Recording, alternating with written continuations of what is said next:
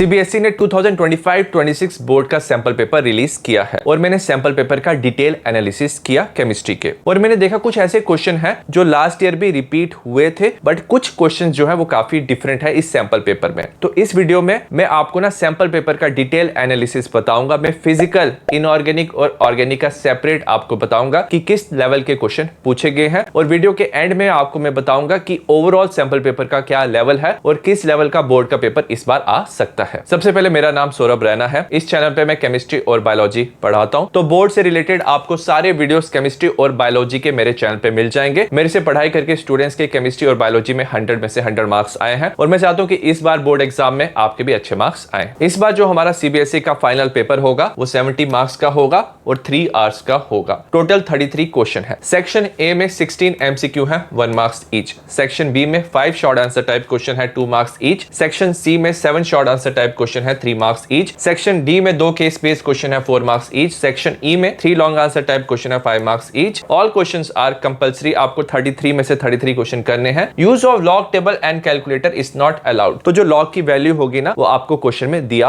होगा। सबसे पहले फिजिकल केमिस्ट्री में सॉल्यूशन चैप्टर की बात करेंगे। यहाँ पे ना कंसेप्ट बेस्ड क्वेश्चन पूछा गया है। जैसे 50 ml फिनोल को 50 ml एनालीन से मिक्स किया, हमें पूछा जो वॉल्यूम है दैट विल बी इक्वल और ग्रेटर देन 100 ml। अब ये जो फिनोल और एनालीन है आपस में हाइड्रोजन बॉन्ड बनाते हैं, नेगेटिव डिविएशन होता है और जो वॉल्यूम है लेस देन 100 होता है। तो ऐसे कंसेप्ट बेस्ड क्वेश्चन पूछ सकते हैं। जैसे Ritesh suggested adding salt to box containing ice. एक बॉक्स है आइस का, उसमें सॉल्ट डाला। एज ए रिजल्ट जो कोल्ड ड्रिंक है वो ज्यादा देर तक कोल्ड रह सकता है क्योंकि डिप्रेशन इन फ्रीजिंग पॉइंट हो रहा है। BaCl to NaSO4 आपस में रिएक्ट करके व्हाइट प्रेसिपिटेट बनाते हैं। बट अगर आपने दोनों को सेमी परमिएबल मेम्ब्रेन से सेपरेट किया तो व्हाइट प्रेसिपिटेट बनेंगे या नहीं बनेंगे? तो ऑस्मोसिस का ये कंसेप्ट है, नहीं बनेंगे, क्योंकि ये जो सोल्यूट पार्टिकल है सेमी परमिएबल मेम्ब्रेन से मूव नहीं कर सकते। Why does water stop boiling when sugar is added to boiling water? जब आप बॉइलिंग वाटर में शुगर ऐड करते हो तो एलिवेशन इन बॉइलिंग पॉइंट होता है। तो ऐसे कंसेप्ट बेस्ड क्वेश्चन पूछे जाते हैं। मैंने देखा बहुत सारे स्टूडेंट्स सिर्फ फॉर्मूला याद रखते हैं, तो आपको थ्योरी भी याद रखनी है और एनसीईआरटी अच्छे से फॉलो करना है, क्योंकि जितने भी सारे क्वेश्चंस हैं एनसीईआरटी से ही पूछे गए हैं।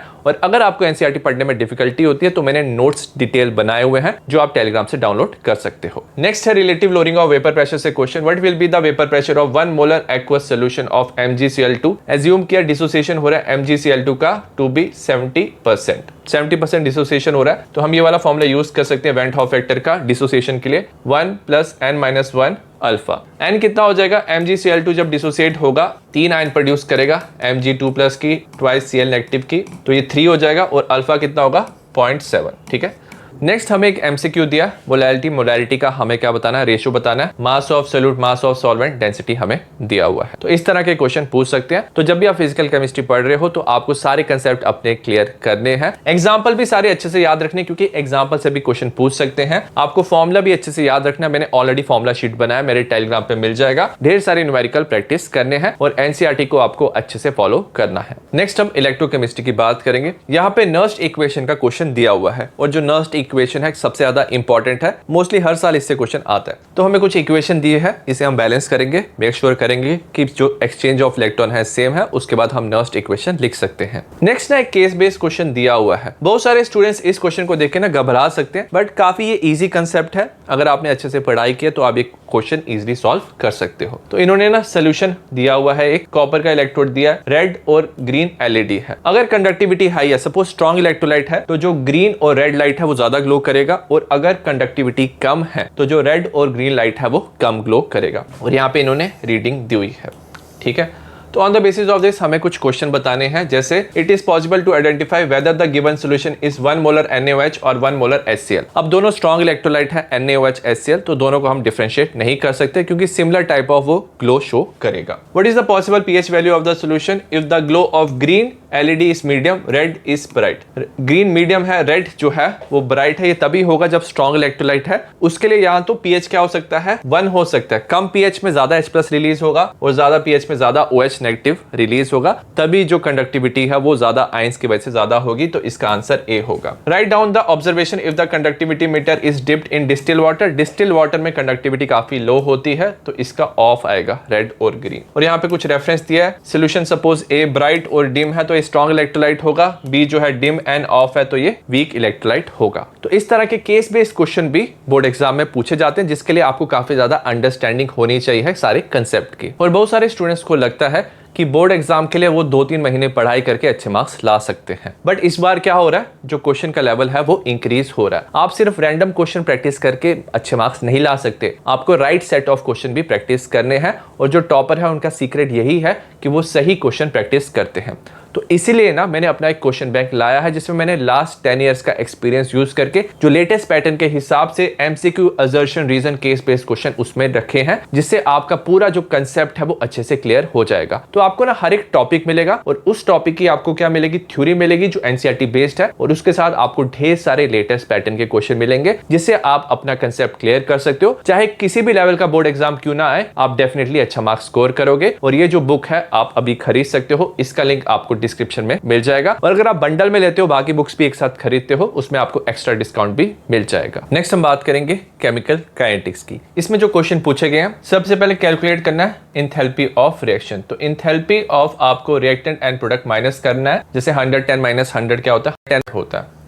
Activation energy of backward reaction, तो यहां से यहां का जो डिफरेंस है that is activation energy of the backward reaction आपको निकालना है। यहां पे आपका 40 आंसर आएगा। How will catalyst affect the rate of the reaction, वो क्या करता है, अल्टरनेट पाथ से क्या करता है, एक्टिवेशन एनर्जी कम कर देता है। सिमिलरली जैसे आरएनएस इक्वेशन से क्वेश्चन आया, ग्राफ वाला क्वेश्चन आया, जीरो ऑर्डर रिएक्शन का, फर्स्ट ऑर्डर का क्वेश्चन आया है, और रेट का यहाँ पे क्या है, rate is equal to Z A B E raised power of minus E A by R T. तो नॉर्मली जो केमिकल काइनेटिक्स है, इसमें सिमिलर टाइप ऑफ क्वेश्चन जो है वो रिपीट होते हैं। अगर आपने लास्ट 10 इयर्स के पीवाईक्यू अच्छे से प्रैक्टिस किया तो मोस्टली ये आप प्रैक्टिस कर लेते हो। साथ में ना इसमें ग्राफ वाले क्वेश्चन भी आते हैं, मैंने ग्राफ शीट भी बनाया है, आपको टेलीग्राम पे मिल जाएगा। तो आपको इसमें क्वेश्चन प्रैक्टिस करने, साथ में ग्राफ भी प्रैक्टिस करने हैं। नेक्स्ट इनऑर्गेनिक का पहला चैप्टर है डीएनए ब्लॉक एलिमेंट, और इसमें ना प्रॉपर्टीज एंड K2Cr2O7 KMnO4 की रिएक्शन पूछी जाती है। तो यहाँ पे भी प्रॉपर्टीज वाला क्वेश्चन है, मैग्नेटिक बिहेवियर पूछा है, कौन एग्जिबिट करता है, जिनके पास अनपेयर्ड इलेक्ट्रॉन होते हैं वो मैग्नेटिक बिहेवियर शो करेंगे। और यहाँ पे पूछा है which will form white salt and Y,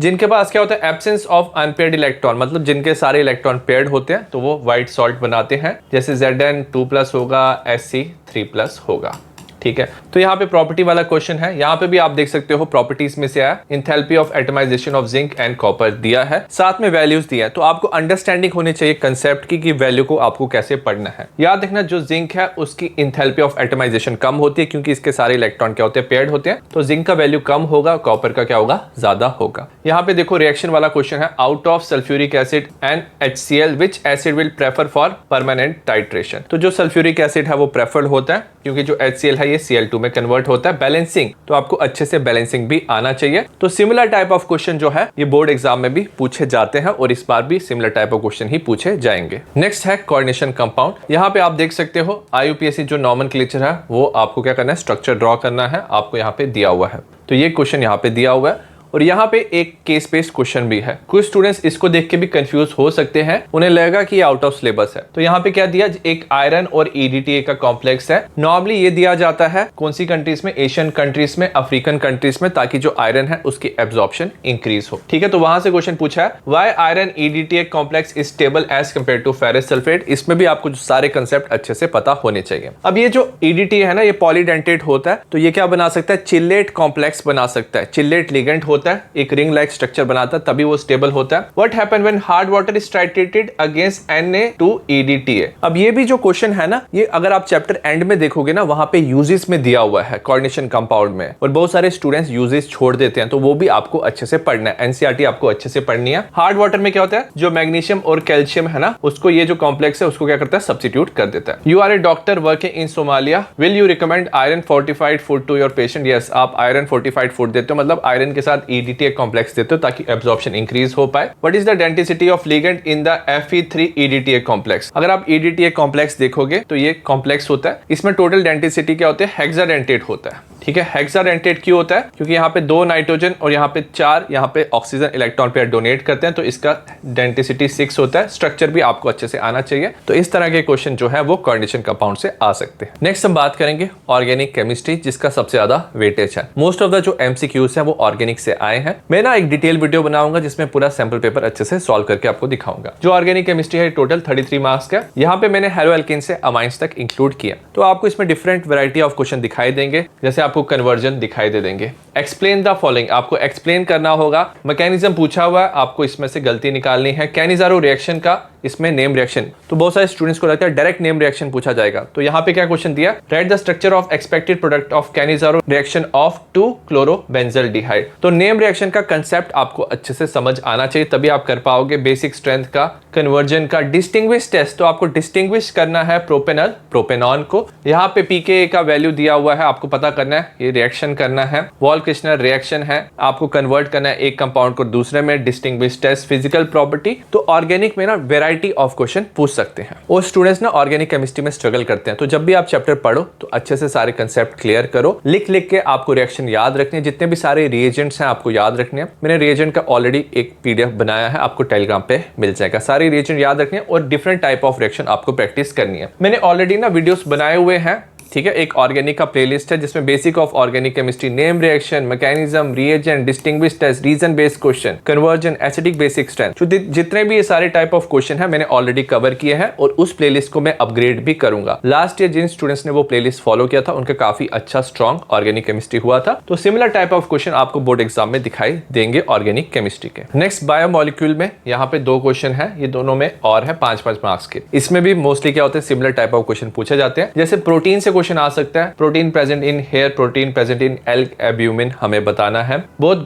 glucose and sucrose have aldehydic group, why does only glucose reduce Fehling reagent not sucrose. ठीक है, तो ग्लूकोज सुक्रोज के क्वेश्चंस आते हैं। रिएक्शन ग्लूकोज की काफी इंपॉर्टेंट है। Amino acid behave as a salt, ये कई बार क्वेश्चन पूछा गया है। Chemical change, curling of milk में क्या केमिकल चेंज होता है। 50 ईयर ओल्ड वुमेन है, उसे एक्सपोजर ऑफ सनलाइट डॉक्टर ने बोला है, तो विटामिन डी के लिए बोला होगा। तो डिफरेंट यहाँ पे दिया हुआ है। केन शुगर जो है और कार्बोहाइड्रेट प्रेजेंट इन मिल्क, इसमें क्या डिफरेंशिएशन है। अमीनो एसिड दिया हुआ है, पीएच कितना होगा इसका, शेप पूछा हुआ है, यहाँ पे स्कर्वी दिया, विटामिन सी की डेफिशिएंसी। तो ये जितने भी सारे टॉपिक हैं इन्हीं से मोस्टली क्वेश्चन आते हैं, जैसे protein, glucose, sucrose, amino acid, denaturation, vitamin D deficiency and sources. तो आपको क्या करना है, पूरा अच्छा से एनसीईआरटी पढ़ना है, ढेर सारे प्रीवियस ईयर क्वेश्चन प्रैक्टिस करने हैं, तो आपका बायोमोलिक्यूल अच्छे से कवर हो जाएगा। पूरा सैंपल पेपर देखने के बाद मैं फाइनल प्रेडिक्ट ये बता रहा हूँ कि मोस्ट ऑफ द जो क्वेश्चन है फिजिकल, इनऑर्गेनिक, ऑर्गेनिक के लास्ट ईयर भी ना सिमिलर टाइप ऑफ क्वेश्चन पूछे गए थे। बट एक मेन डिफरेंस यहाँ पे है केस बेस्ड क्वेश्चन का। यहाँ पे जो थ्योरी है ना वो थोड़ी ज्यादा कॉम्प्लेक्स है, तो आपको ना